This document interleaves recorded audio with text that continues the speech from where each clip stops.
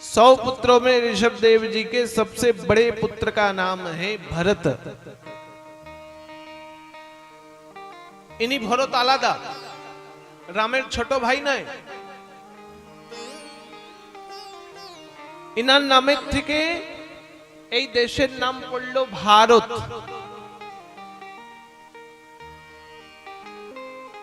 इनके नाम से इस राष्ट्र का नाम भारत पड़ा।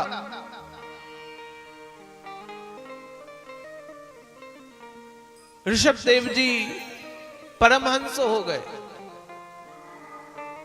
भरत जी महाराज राजा हुए। ध्यान देकर सुनो कथा। श्री भरत जी महाराज कुछ समय के बाद उनके मन में आया कि हम भी अपने राजगद्दी को निजेर पुत्र के दिए करी जंगल चली जाच्छी भगवानेर भजन कीर्तन करब। केने এই संसारे अनेक जाला, इस संसार में बहुत कष्ट है, इसलिए हम भी मुक्ति के निमित्त भगवान का भजन करते हैं। जानते हो श्री ऋषभ देव जी महाराज जंगल चले गए। क्षमा करें, ऋषभ देव तो गए, ऋषभ देव के पुत्र भरत जी महाराज चले गए। भरत जी महाराज ने अपने पुत्र सुमति को राजा बना दिया। सुमति राजा हो गए। भरत जी महाराज जंगल में भगवान का भजन करते। भजन करते करते करते करते एक दिन श्री भरत जी महाराज ने देखा कि जंगल में वो स्नान करने के लिए जलाशय के पास गए। जलाशय के पास श्री भरत जी ने एक आश्चर्य की घटना देखी कि नदी के उस तरफ से नदी সেই ধারের থেকে একটা গর্ভবতী হিরণী পেছনে লাগিয়ে আছে একটা বৃহৎ বড় সিংহ। शेर हिरणी को खाने के लिए लगा हुआ है। हिरणी भाग रही है अपने प्राणों की रक्षा के लिए। भागते भागते भागते भागते हिरणी नदी के तट पर पहुंच गई। नदी का वेग तेज था, जल तेजी से बह रहा था। भरत जी महाराज देख रहे हैं। हिरणी के मन में विचार आया, यदि मैं यहां रही गई खड़ी तो शेर मुझे खा जाएगा, मेरी मृत्यु हो जाएगी, मेरे पुत्र जो गर्भ में पल रहा है उसकी भी मृत्यु हो जाएगी। लेकिन नदी की गहराई चौड़ाई ज्यादा है, मैंने छलांग लगाई, हो सकता है मैं नदी पार कर पाऊं या ना कर पाऊं,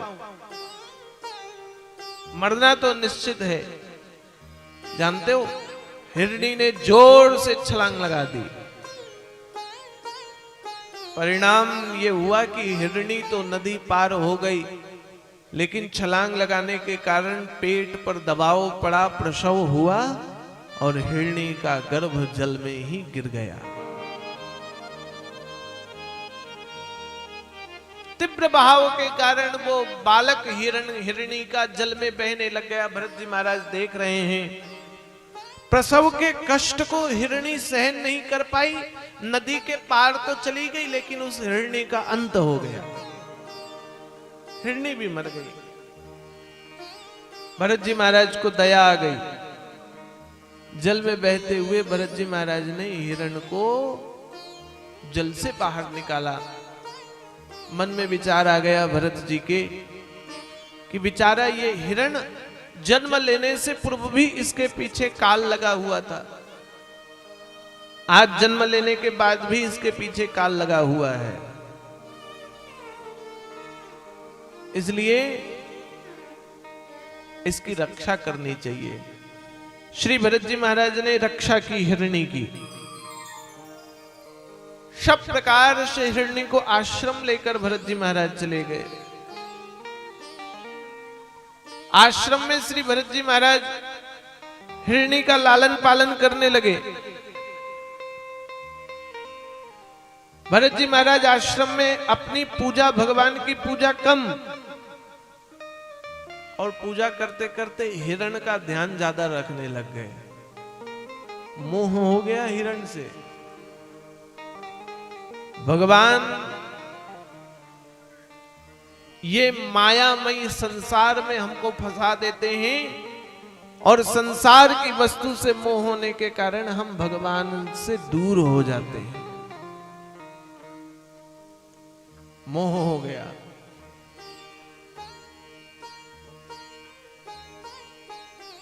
और हमारा मोह जिससे होता है वो चीज हमारे पास कभी नहीं रहेगी। एक तो बुझर कथा बोलची, मकरे कापड़ किनो कि नहीं तुमरा हैं किना হয় না আমি জানি বাঙালিরা কিনে মকরে গেঞ্জি হইলে কিনবে বাকি একটা নতুন কাপড় তো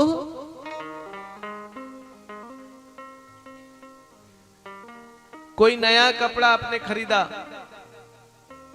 वो साड़ी हो, धोती हो, गमछा हो, रुमाल हो, कुछ भी हो, और एक कपड़ा 5 साल पुराना हो, दोनों में ममता किसमें ज्यादा रहेगी?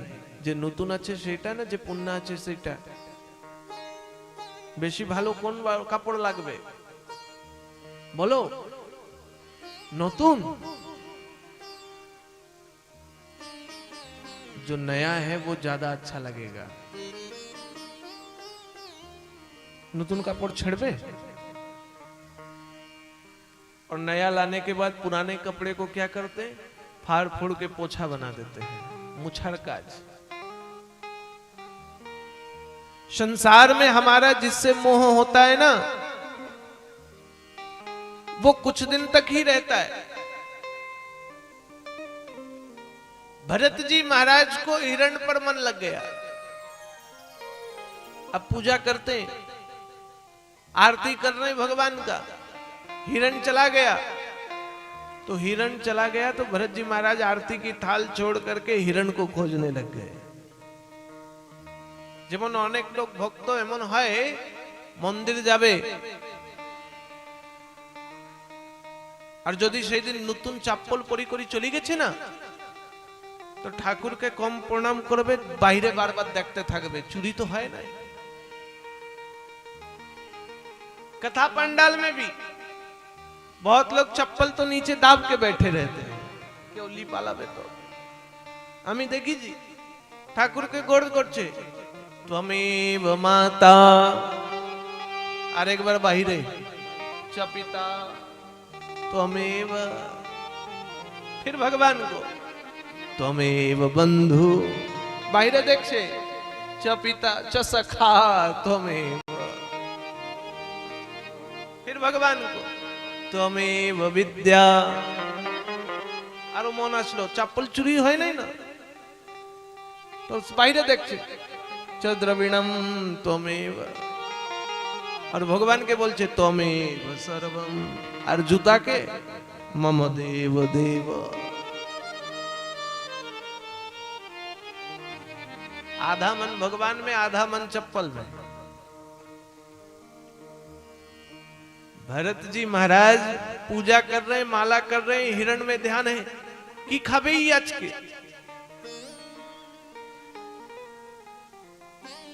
कुताय चली गए, बार बार भरत जी का मन लग जाता उस हिरण में। समय बीता, সেই সময় আসি গেছে জন সময় আমরা প্রতীক্ষা করি নাই, সেই সময়কে বলা হয় अंतिम समय। कोई प्रतीक्षा करता है इस समय का? किसी को नहीं लगता है कि हम मर जाएंगे। कोई दिन में एक भी बार नहीं सोचता আমার उम्र হয়ে গেছে আমি আর কতদিন বাঁচবো। মুখের থেকে তো বলে, বাকি মরতে কেউ চায় না। একটা বুড়া মা ছিল, ঘরের সব লোক সবার লোকের থেকে হায়রান পরেশান। ঠাকুমা সকাল থেকে সন্ধ্যা পর্যন্ত বলে ঠাকুর আমাকে উঠাইলো, ठाकुर আমাকে उठाइलो। भगवान भी सुनते सुनते बोले अब इसको उठा ही लेते हैं। जंगल गई थी काटने के लिए, माथे पर लकड़ी लेकर आ रही थी, और मन ही मन बहू को गाली दे रही थी, देखो ये काम बहू का है, हमको करना पड़ रहा, भगवान हमको उठा लो, आमा के ली जाओ, उठाओ ली जाओ। भगवान भी प्रकट हो गए, बोले चलो कुथाय तुम ये तो डाकी छो, उठाई ली जाओ। बुढ़ी बोलছে আমি নিজেকে ली जाते बोलছে ना এই কাঠের গঠ্ঠরকে উঠাই लो। संसार छोड़ना कोई नहीं चाहता है, समय का पता नहीं है। समय बीता, भरत जी का काल आ गया, श्री भरत जी महाराज का काल आया, प्राणों का हरण करने लगा। भरत जी महाराज का ध्यान हिरण पर चला गया। भागवत कहती है अंतिम समय में हिरण का ध्यान करने के कारण भरत जी का अगला जन्म फिर लेना पड़ा। भजनानंदी तो थे, लेकिन अंतिम समय में ध्यान कहां चला गया? हिरण में।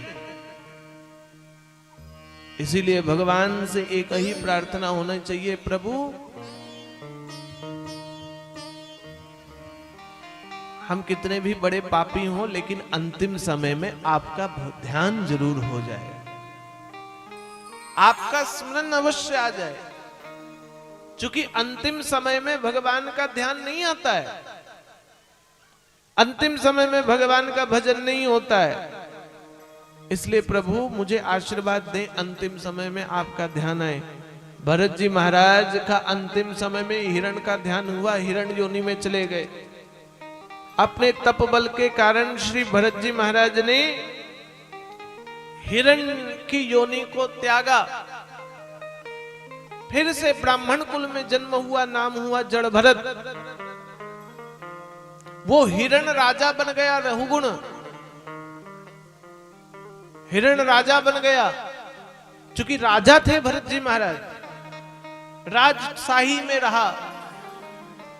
राजा बनने के बाद एक दिन वो हिरण जो राजा बना रहुगुण, उसके मन में आया कि मैं गुरु मंत्र लेता हूं।